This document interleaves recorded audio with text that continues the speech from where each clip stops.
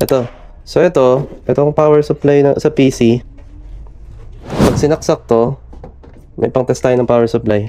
Ayaw, wala talaga siyang response.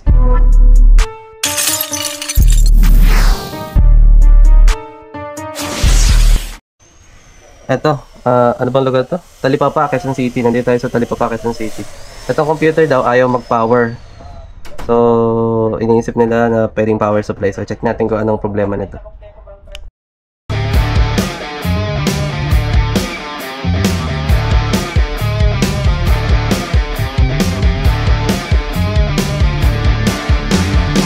Ito.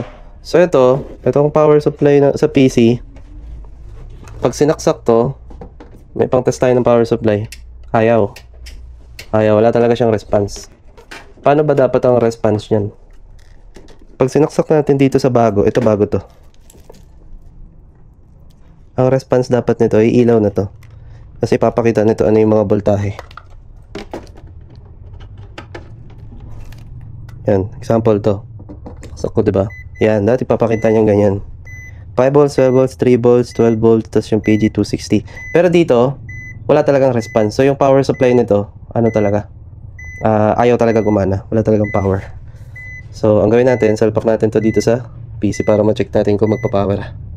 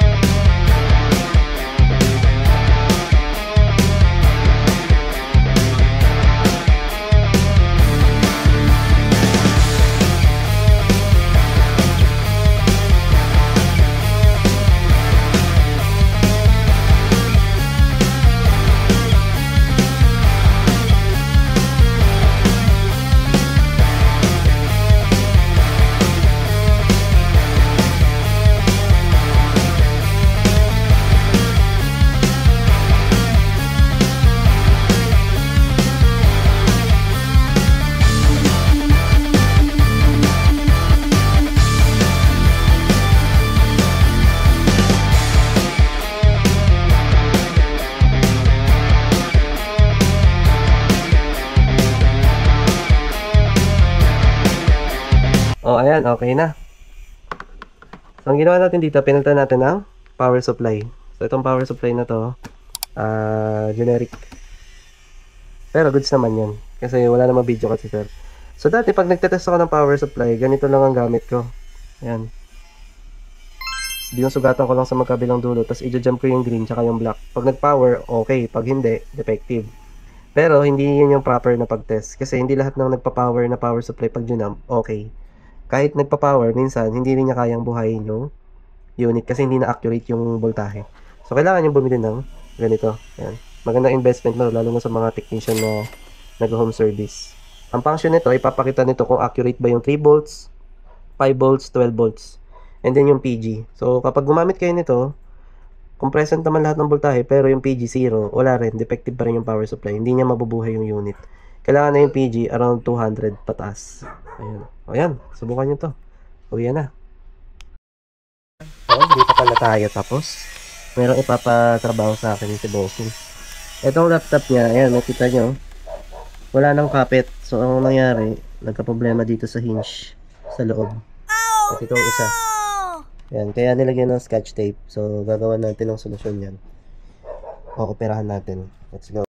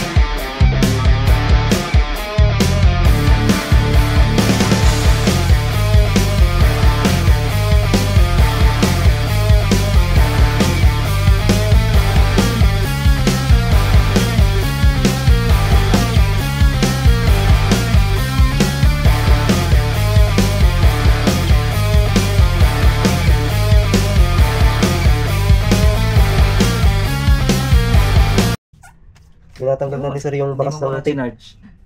Kasi nga, hindi na siya Charge mo muna para Ano naman na sir, na-charge ko naman. Subukan natin bukas. Yun, no? Para na ulit bumalik sa normal. Para na siyang kasame nung pagbagong bili. Walang lumalago to. wala na. Mhm. Yung ano na lang, yung buto mo na lang lupa na buto. Kaya nga sir, ewan ko ba. Effective dyan sir, tissue na may alcohol. Yun. Para hindi nape-press yung LCD. Para matanggal yung ng scotch tape. Ayan, nandito tayo sa Talipapa, Quezon City. Ayan yung pangalan ng company. Kahara Supply and Construction. Tara, pagkarating ko, uwian na.